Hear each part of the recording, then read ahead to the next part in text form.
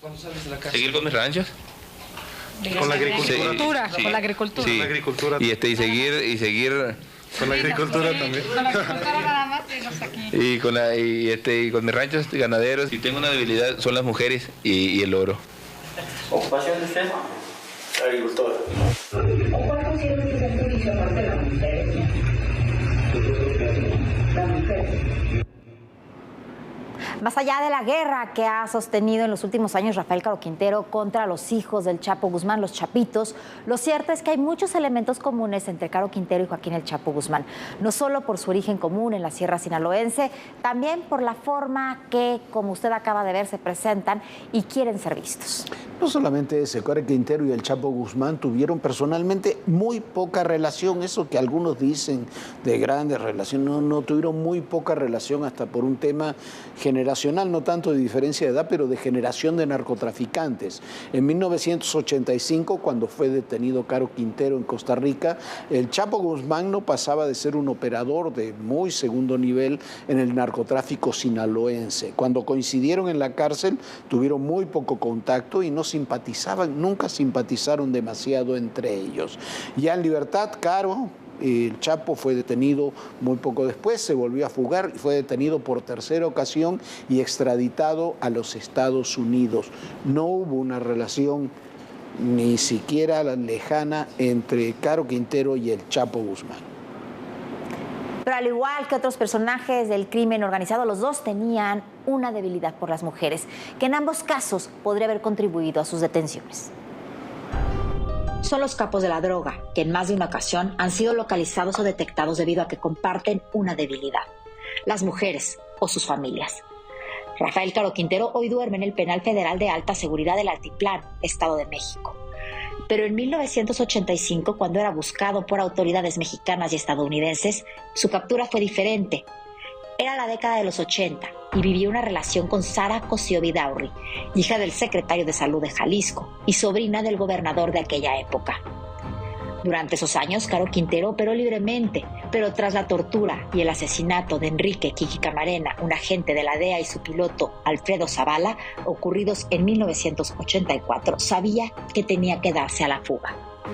Se subió a un avión junto con Sara Cosío y se fueron a la lujosa finca La Quinta La California, en La Alajuela, Costa Rica. La familia de Cosío, que nunca estuvo de acuerdo con esa relación, denunció que el narcotraficante había secuestrado a Sara, pero ella desmintió esa versión cuando fue detenido Caro Quintero. El paradero del extinto líder del cártel de Guadalajara se supo porque al mes de haberse fugado, Sara llamó a sus padres. Las líneas telefónicas estaban interceptadas. Pero Caro Quintero no fue el único en ser descubierto de esta manera. Joaquín el Chapo Guzmán también fue descubierto por un intercambio de mensajes con la actriz Kate del Castillo. Luego de haberse dado a la fuga en el 2014 por un túnel de la cárcel de máxima seguridad en Almoloya de Juárez, el Chapo se resguardó durante mucho tiempo en el Triángulo Dorado. Que las autoridades logren localizar a un narcotraficante del cártel de Sinaloa ahí es prácticamente imposible. Lo cierto es que fue descubierto tras 17 meses de investigación por las llamadas interceptadas a Kate del Castillo. La entonces Procuraduría General de la República vigiló a Kate del Castillo. Un año antes, la actriz se había reunido con los abogados del narcotraficante en un restaurante de Guadalajara, donde le propusieron producir la película biográfica de Guzmán Loera. Y ella ahí les comentó que quería llevar al actor Sean Penn, quien después traicionó a Kate publicando la entrevista con el narcotraficante. Estos datos sirvieron para dar con el Chapo, quien flaqueó en su seguridad al tener contacto con la actriz. Poco después fue detenido en Mazatlán, Sinaloa. Se encontraba con su esposa y sus gemelas. No puso resistencia a la detención. No quería poner en riesgo a Emma y a sus hijas. La última llamada que lo dejaron hacer fue a Emma Coronel. Cuentan quienes lo detuvieron que fue una conversación muy amorosa. Otro capo legendario que rompió su principal regla de seguridad fue Pablo Escobar. Llamó por teléfono a su esposa e hijos. Fue uno de los narcotraficantes más violentos y sanguinarios, el más importante traficante de cocaína en la década de los 80, fundador del cártel de Medellín. Murió el 2 de diciembre de 1993 en un operativo para capturarlo. Su hijo Juan Pablo Escobar me platicó en una entrevista que su padre sabía que si llamaba a su esposa e hijos era la forma en ser localizado. Sí, yo estaba hablando con él muchas veces antes de que lo encuentren Lo quise proteger, yo tiré el teléfono varias veces para que no lo ubicaran. Sabía que mi padre estaba rompiendo con su regla de oro de nunca utilizar el teléfono. Me parecía muy extraño que él, pudiendo enviar a cualquier persona a que hiciera esos llamados solamente para verificar el estado de la familia, pues los hubiera hecho de manera personal desde un teléfono en el cual pues se encontraba en su propia guarida. Es decir, que era para mí evidente que mi padre estaba queriendo ser detectado. Amado Carrillo Fuentes fue socio del capo Pablo Escobar. Carrillo usaba su flota aérea de Boeing 727 para transportar droga de Colombia a México y Estados Unidos. Desde 1996, Carrillo Fuentes, el Señor de los Cielos, era perseguido por las autoridades civiles y grupos de élite del ejército mexicano. El Señor de los Cielos era un hombre de muchas mujeres, pero por ejemplo tenía una novia llamada Erin, quien era el enlace del Señor de los Cielos con el general Jesús Gutiérrez Rebollo, conocido por ser el zar antidrogas de la época, por estar en el cargo del Instituto Nacional para el Combate a las Drogas y trabajaba para los hermanos Carrillo Fuentes. Tanto Erin como el general Rebollo tenían un departamento en el mismo edificio. Los gastos del general los pagaba Amado Carrillo a través de Erin, y así el capo recibía protección. La vida de Amado Carrillo se había vuelto muy pública y eso le molestaba a sus socios. Se dice que los socios de Carrillo Fuentes platicaron con su esposa de las amantes del narcotraficante y ella y los socios pudieran haber sido los responsables de su muerte. El Señor de los Cielos falleció en un hospital en la Ciudad de México el 4 de julio de 1997, mientras le realizaban una cirugía plástica para cambiarle el rostro. Se le administró anestesia además y perdió la vida en el quirófano. A los pocos meses de su fallecimiento, los 3 doctores que participaron en esa operación aparecieron muertos en barriles de cemento. No ha quedado claro quién ordenó su muerte, pero se asegura que algunos familiares y un grupo de narcotraficantes de Guadalajara estuvieron tras esa operación. Y es que de alguna manera todos estos personajes que le acaba de mostrar y muchos más, su único lazo con la realidad es con sus familias, con sus mujeres, con sus amantes, y siempre acaban siendo capturados. ¿Por qué? Porque rompen, como bien decía el hijo de Pablo Escobar, la regla número 1 de seguridad, que es no comunicarse con la familia, con las amantes, con las mujeres. Y bueno, siempre caen, Jorge. Sí, ese es uno de los puntos débiles y que utiliza en muchas ocasiones los órganos de inteligencia. Es uno de los puntos débiles que están utilizando desgraciadamente también los grupos criminales. Muchas veces le hemos hablado de cómo se están ensañando los grupos criminales entre ellos mismos, asesinando parejas, mujeres, amantes, hijos, familias. Me parece que es uno de esos temas que preocupan y preocupan profundamente hasta dónde la violencia ha llegado, incluso a esos puntos débiles que saben todos, lo saben ellos mismos que tienen. Pero esta historia del Chapo y de Caro Quintero tiene muchos otros puntos en contacto, insistiendo con algo que es fundamental. Nunca tuvieron mayor relación. Son de 2 generaciones criminales diferentes. Nunca se llevaron demasiado bien. Tan no se llevaron demasiado bien que Caro Quintero le disputó o intentó disputarle a los Chapitos parte de su territorio ahí entre Sinaloa y Sonora. Pero esta historia tiene muchos, pero muchos más vértices. Hay que ponerle un nombre, un rostro. ¡Te vamos a encontrar! ¡Te vamos a encontrar! Que Ucrania está siendo invadida y que vienen todas las demandas internacionales. Una ciudad tan complicada como es la Ciudad de México. Ya llegamos a Aguililla, esta ciudad, la entrada a la Tierra Caliente.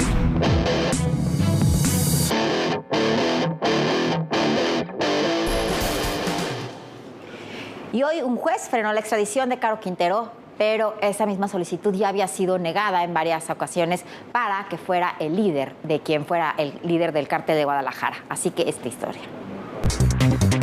La extradición de Rafael Caro Quintero a los Estados Unidos tendrá que esperar. Un juez le otorgó una suspensión que impide que el gobierno de México lo entregue sin que antes se realice un juicio de extradición para que se defienda. De esta manera se frena toda posibilidad de que el narcotraficante reaprendido el viernes en el municipio de Choix, Sinaloa, sea extraditado de forma inmediata. El gobierno de Estados Unidos lo reclama por el asesinato del agente de la DEA, Enrique Kiki Camarena, entre otros delitos. La medida cautelar fue solicitada por Beatriz Angélica Caro Quintero, hermana del narcotraficante. La resolución fue publicada este lunes por el Consejo de la Judicatura Federal. El viernes 15 de julio, horas después de su captura en Sinaloa, el Departamento de Justicia de Estados Unidos anunció que buscaría su extradición de manera inmediata. En un comunicado, el fiscal general Merrick Garland aseguró que su país está listo para procesar ante la justicia al viejo capo del cártel de Guadalajara y reiteró que no hay escondite para nadie que secuestre, torture y asesine a agentes estadounidenses. De acuerdo con el presidente Andrés Manuel López Obrador, no es el único amparo que promovió el llamado narco de narcos. Entiendo que estos amparos, estos primeros, para que se le libere, esgrimiendo de que hubo errores en el procedimiento. Caro Quintero tiene varios procesos en su contra. En California, desde julio de 1992, tiene abierta la causa judicial por el homicidio del agente Enrique Camarena, además de cargos por crímenes violentos vinculados a una organización mafiosa. En Nueva York, enfrenta desde 2018 cargos por su papel como líder de una organización que trafica desde 1980 metanfetaminas, heroína, cocaína y marihuana a la Unión Americana.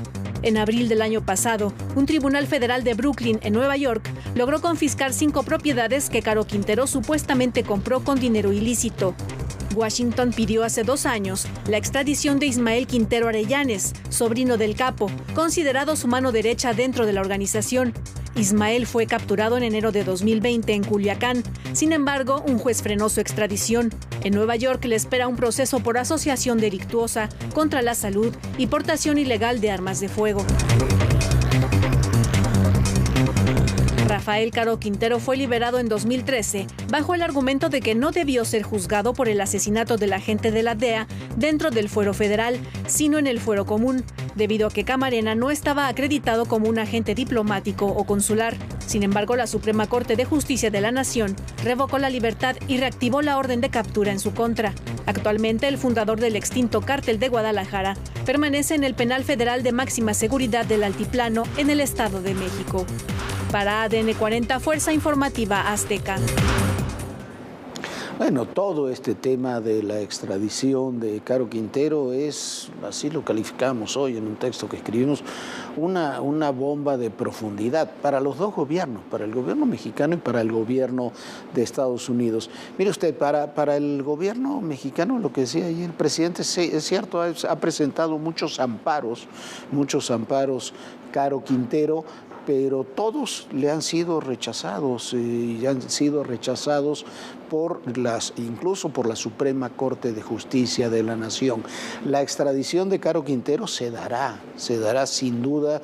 ¿Por qué? Porque sería inconcebible pensar que después de la detención, después de que Estados Unidos lo viene reclamando desde 1985, México siguiera diciendo que no va a entregar a Caro Quintero. Sin embargo, detrás de la historia de Caro Quintero, como ya le hemos platicado en muchas ocasiones, desde mucho antes de que fuera detenido Caro Quintero, e incluso antes de que fuera liberado en el 2013, hay muchas historias. La historia principal es la del Irán-Contras. Esa es la principal historia.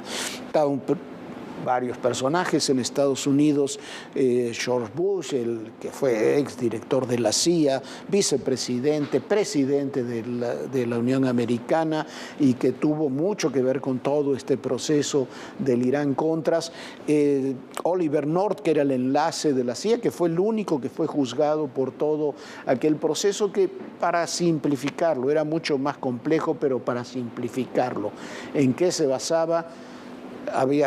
Estaba prohibido tener intercambio con Irán, se le vendían armas o cosas o productos a Irán, Irán los pagaba con ese dinero compraban armas, las armas, los narcotraficantes mexicanos, donde estaban Miguel Ángel Félix Gallardo, Ernesto Fonseca, Don Neto y Rafael Caro Quintero, llevaban esas armas a la contra nicaragüense en Honduras, ahí recibían cocaína que mandaba Pablo Escobar desde Colombia, intercambiaban las armas por la cocaína, traían la cocaína a México y de México la ingresaban a los Estados Unidos. En todo ese entramado, que es real, es cierto, está comprobado, había actores que fueron involucrados con justicia o sin justicia, en forma verosímil o en forma inverosímil.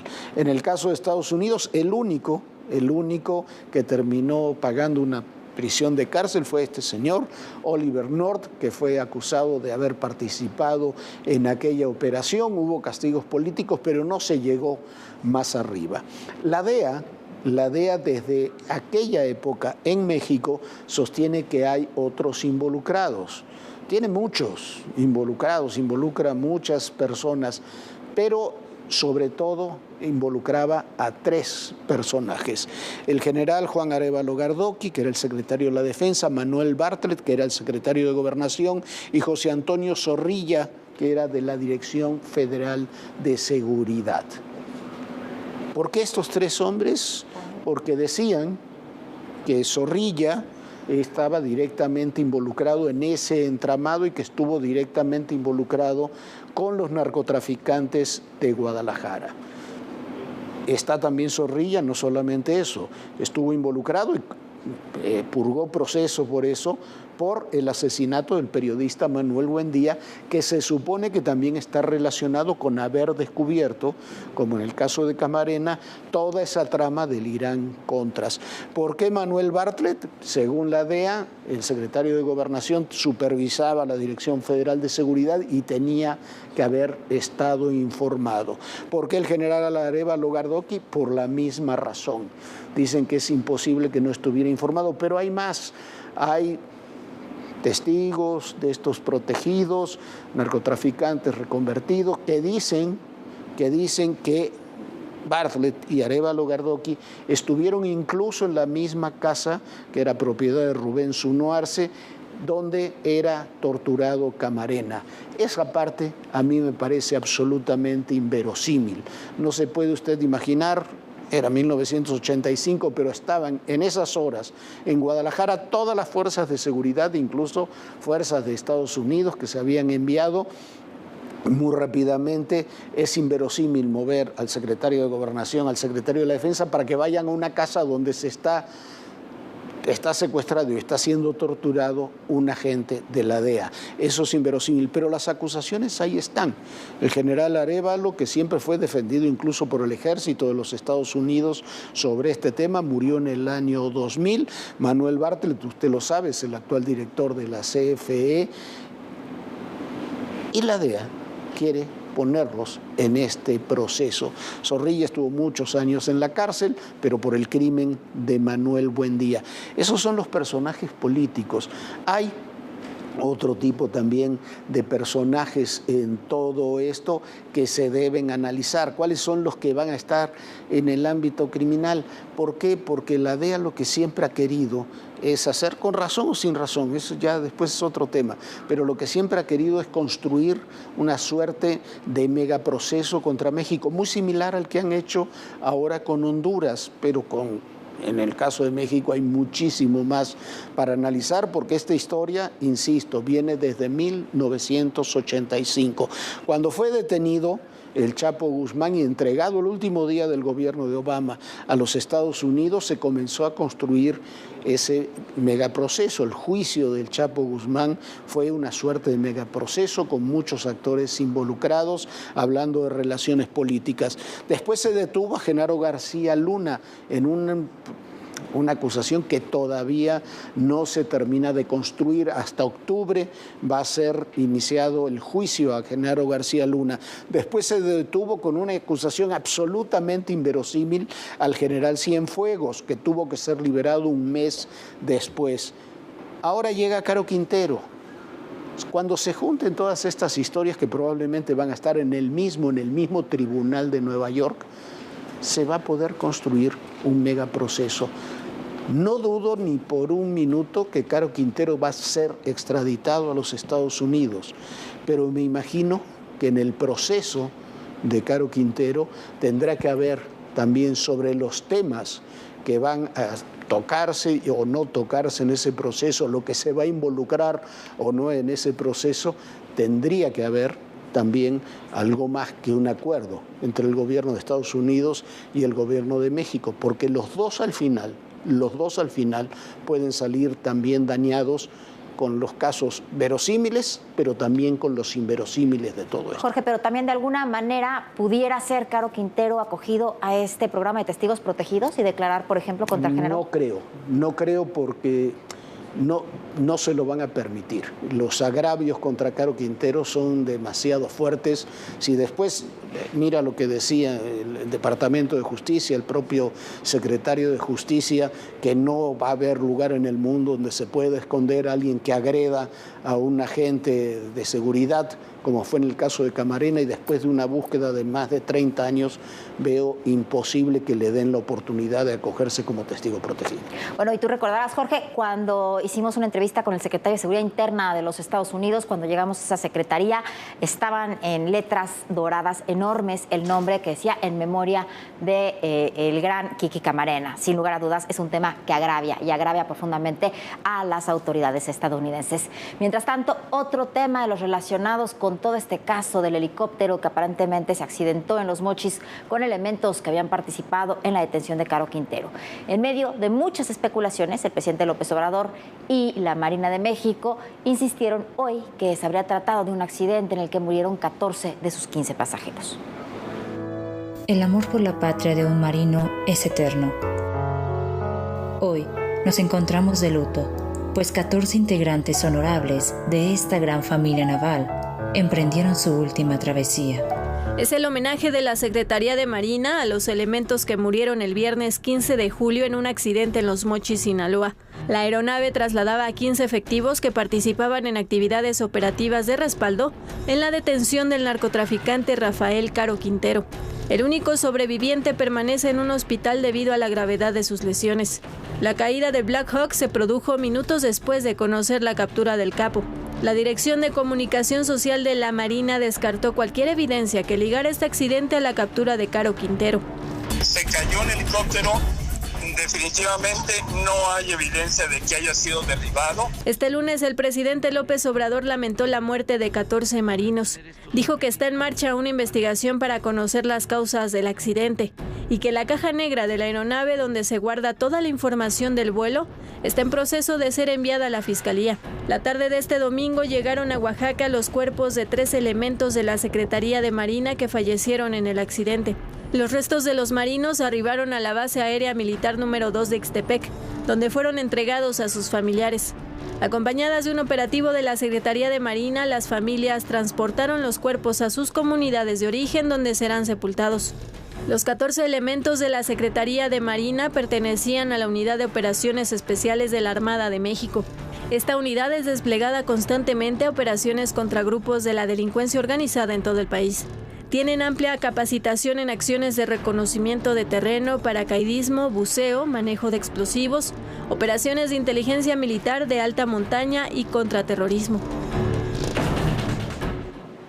Es terrible, lamentable, tristísimo la muerte de estos 14 elementos. Uno de ellos, el único que sobrevivió, está en estado grave de este cuerpo de élite de la Marina Armada de México que ha participado desde muchos años atrás en muchas acciones muy importantes. Ojalá se dé rápido a conocer toda la investigación, el contenido de la caja negra del helicóptero, para quitar sospechas y trascendidos y muchos temas. Por lo pronto es importante, no se dieron a conocer nombres, no se dieron a conocer más que este tema aquí de Oaxaca.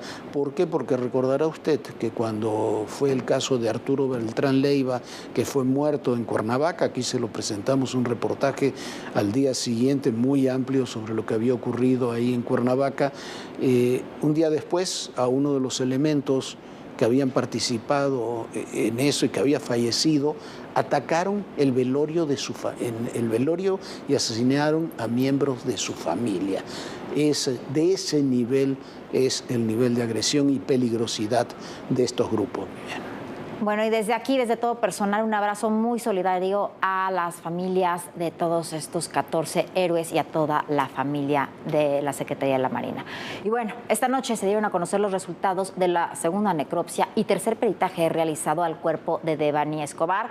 Autoridades federales y locales informaron que la joven de 18 años fue asesinada, murió por asfixia y que no encontraron indicios de abuso sexual. Pero hasta el momento no hay ninguna persona detenida. Así lo informó tanto la Fiscalía de Nuevo León con toda la información que ha dado Felipe Takahashi, titular del Instituto de Ciencias Forenses del Tribunal de Justicia de la Ciudad de México, quien dio este informe en conjunto con ambas autoridades. Y bueno, es muy importante que se esclarezca este tema y es muy importante que se tengan institutos como este donde se pueda aclarar qué le sucedió a Devani y a tantas otras mujeres en este país, Jorge. Mucho por ver todavía en el caso de Devani. Y ayer fueron detenidos muy rápidamente, ya se nos acabó el tiempo, fueron detenidos 11 integrantes de una célula del Cártel del Noreste. Se rescataron a 4 personas que estaban ahí secuestradas. Pero bueno, Viviana, ya nos vamos, se nos acabó el tiempo. Ya nos vamos, muchísimas gracias por habernos acompañado. Lo invitamos a que se una a nuestras redes sociales, puede consultar todos los contenidos de Todo Personal, los reportajes especiales y más.